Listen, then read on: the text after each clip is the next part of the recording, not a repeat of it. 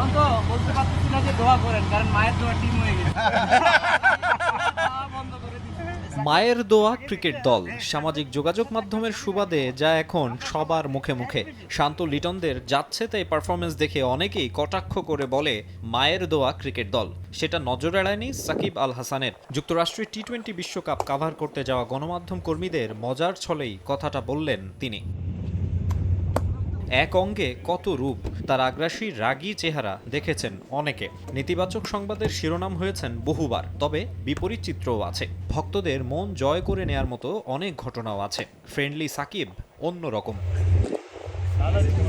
হাস্যোজ্জ্বল সাকিবের দেখাই পেয়েছেন ডালাসের ফ্যানরা, তবে এরপরও প্রশ্ন তুলছেন দেশের ভক্তরা। যুক্তরাষ্ট্রের ভক্তদের সেলফির আবদার হাসি মুখে মেটানো সাকিবই কেন বিভিন্ন সময় চড়াও হন, মারমুখী হন।